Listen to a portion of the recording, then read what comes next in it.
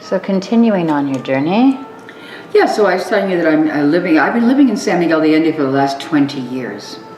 And why did I pick San Miguel de Allende? Because after living in Paris, London, Tokyo, New York, Mexico City, Beverly Hills, I needed a place where I could be with people who were thinkers, who loved nature, who were artists and were more right brain people. See, all the arts are right brain. And what's happened with people. That's why art is the most valuable thing on the planet. But it comes from your brain and it's created by your hands. So I moved to San Miguel de Allende where I could continue using my languages because people from all over the world come fight to get a place in San Miguel, to buy a house there, to be able to spend 3 months there, to take a course in Spanish or a course in art or history or archaeology. So I knew that I was in the right little Mecca, 7,000 feet above sea level, and San Miguel de Allende is a crystallized mountain. About 30 million years ago, it was all water there. So it petrified into this crystallized mountain. In fact, if you bury a body in San Miguel de Allende, it mummifies. And that's why the next town over, we have the famous mummies of Guanajuato. Okay?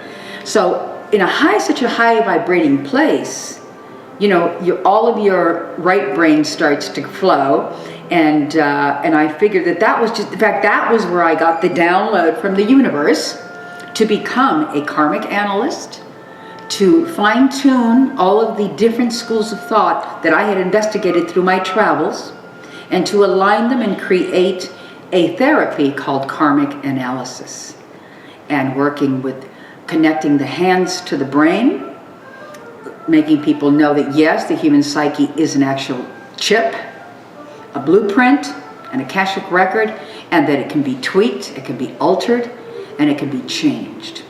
So when people would come to San Miguel de Allende and do sessions with me, they would immediately fall into this higher energy, higher vibration, and get that inner battery charged.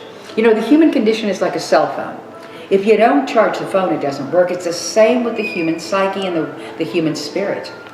If you don't sit there and take the time to take that meditation, to take that nature walk, to resonate with nature, to eat the high vibrating food, to sit there and learn to let go of all the left brain anger and resentment and my ego's been taxed and somebody didn't agree with me, all this nonsense that I see on the planet, that I see that a lot of the other religions, they don't address this stuff.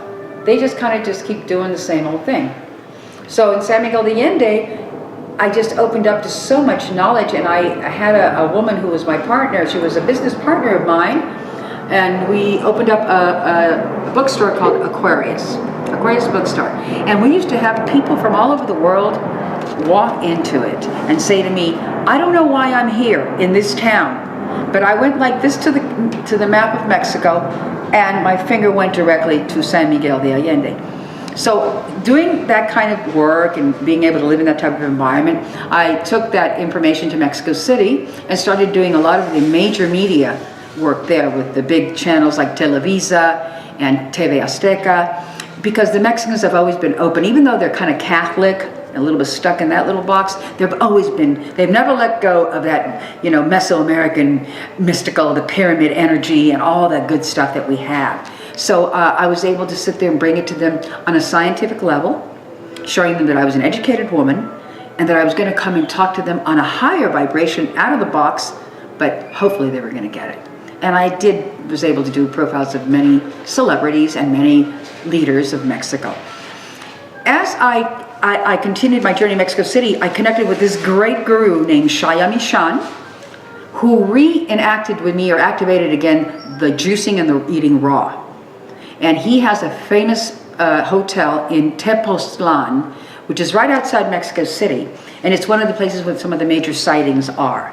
In fact, it's believed that this little tribe and this little town we have called Tepoztlan, it's believed that the natives there are hybrids. It's amazing. Everyone in the town has got the same eyes, and they do these dances in different types of the solstice that you would, with these costumes that they put together, that you would think they are spaceships. Wow. So, so imagine with all that enriching, 20 years of all of that good stuff. One day, I was walking down the street in Tepoztlan, and this Mayan shaman stopped me. And he said, you know, Señora, you have a very big star in your heart. And I said, oh, that star is Nam-myoho Renge Kyo. I'm a Buddhist. He said, well, that's a very high vibration. He said, and I want to give you a gift. First of all, you have a son, don't you? I said, yes, I do. I have a son. He said, well, I want you to know your son is one of the teachers of tomorrow. I went, oh, Obe was about 7 or 8 years old at that time.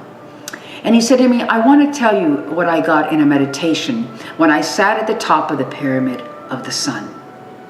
I said, what is that? He said, well, in the meditation, he was like dressed as a Huichol Indian, and he was a white boy, but he was a white boy with an indigenous soul. He was tall, handsome, and redhead, but he had been brought up amongst the Indians of Mexico, the Huichol Indians. And he said to me, in my meditation in the Pyramid of the Sun, I got the message of what does Mexico mean, and I want to share it with you. So wherever you go and whatever you teach, you will tell them who we are and what we are. And I said, okay, what is that? He said to me, Mexico means belly button of the universe where the sun and the moon meet. Mexico. So that's my gift to you guys, so you'll know why Mexico's so special and why I spent so many years there. That is my permanent home. So he also said to me, you must get off the mountain of San Miguel and go out there and teach the people. They're waiting for you. I said, really? Go back to the United States? He said, yes, go back. They need you. This is a time of darkness for them. They've lost many values. They need to be reminded. So do you mind getting out of your comfort zone and going there? And I was like, oh, I'm going to have to think about that one. It took a few years for me to come back. I did not come back to the United States for 10 years, even though I was living in Mexico. I did not visit the United States for 10 years. I did not set foot in the United States for 10 years, for a whole decade, because I was really concentrating on my son and concentrating on what I was learning. And also it had a lot to do with love. I didn't like the politics in this country, especially while Bush was in power. I was not coming here. So when 9/11 took place, I realized the United States was paying some karma. And the sad thing about it is that the people fell into fear, thinking that this was going to continue to happen and to happen and to happen. No, it was just a key moment. It was 2001 was the year of the snake. And I had just done a radio show in Mexico City talking about Chinese astrology and how each year marks an energy on the planet. So 2001 was the year of the snake. 2014 is another one. We just went out of the year of the snake. But that was the 2001. And I remember with this woman who interviewed me, she's very big in Mexico. She's almost like the Oprah Winfrey of Mexico. Her name is Fernanda Fernandez. And she said, Anabella, what's the karma for the United States? What do you see for that? This is prior to only a few months before 9/11. And I said, well, you know, this is the year of the snake. And the snake will always bring betrayal to humanity. Big surprises will take place. But it's all about shedding the old skin and waking up humanity.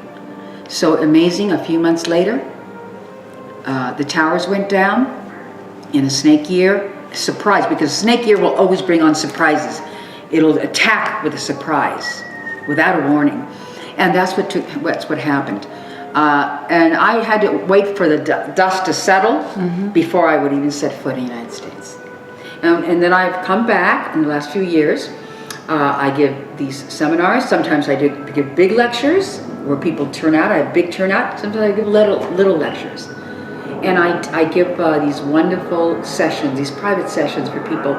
You know, I'm not getting rich in any way, but at least I'm being of service to humanity. I'm doing what that shaman said to me or suggested that I do. That I take what I learned and go share it with others. Now some people learn something with me and they run with it.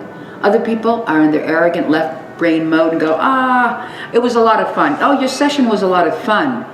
And I say, well, you're going to take action? Oh, I'm still thinking about it. So as we all still continue to think about it, our planet is ailing, the food is contaminated in this country, people are in fear, they're lost and in fear of getting out of their box. They're lost and in fear of getting out of their comfort zone. They think they're powerful and omnipotent because they've got a little machine, a computer or a phone that can give them the information to the touch of a button. But they don't understand that the true internet or the true connection is your soul, your inner life, the tweaking of yourself, understanding the illusion of technology. Technology can help us to a degree to communicate with those that we need to communicate with, but people have almost made it into a demigod. And the cynicism that's taken place in this country really hurts me. People can't love anymore, they can't have relationships, men are jaded, they gotta go to a place to see beautiful naked girls expose everything. So why do they have to conquer a beautiful woman and take her to dinner and buy her a flower and, romance her in some way if they can have instant gratification like that? So when we get instant gratification, we get that much closer to the Rome. And again, so many people have said the United States is the Rome of the 21st century. Mm-hmm. So, we're living here in Las Vegas right now, which is, they call Sin City. I call it the Sodom and Gomorrah of the 21st century. But then again, there are channels like Zen City that are turning poison into medicine. And that's why when people say to me, but you live in Las Vegas? What are you doing there? I said, I'm tweaking one soul at a time. and not necessarily that I'm going to stay here, but my journey so far here with the holistic community has been wonderful. It's beautiful to come to this city and find that there is a community of people who want to change the world for the better. One of those people who happens to be my lifelong friend and business partner, George Golmassian, who happens to be a health guru, but he still has a little bit of his Vegas edge to him, He can't totally let go of his Vegas personality, but he does teach people that you can actually grow food in the desert, and that's the future. So to wrap this up a little, I'm offering these wonderful classes for anybody who's interested. I'm offering private sessions. Turn it around. Offering private sessions. People can, I always answer my phone because I believe that when you hear somebody's voice, it's them. Mm-hmm. And when you go totally through the internet, that could be anybody. So I'm always open to people calling me and meeting me directly and come on a one-on-one session. I really believe in creating that kind of value and connecting heart to heart. And this is one thing I love about Darlene, because I met Darlene in 2007 or 8, and immediately I found that there was so much heart in her. And she's been a maverick in so many things, starting so many wonderful things. And this channel to me it's an honor to be on here. I hope to share this with many people on the planet. And I commend you, Darlene, for your work. And I'm hoping to hear from all of you wonderful people. Eventually the book will be out as soon as I get a publisher, to say to me, wow, I want to put money into that book. And also the fact that it's a future movie, Life After Glamour. My life now is a karmic analyst, is a woman of service, is a person who's trying to help people with what I've learned. And I always tell people, I'm the first one that learned the lesson or lived the karmic tendency to understand that you could change it, that you didn't have to stay that way. So I invite all of you people to get to know a little more about what I'm doing and to keep those children in light. Our beautiful children, they are the future. We don't invest in them, we are losing our future.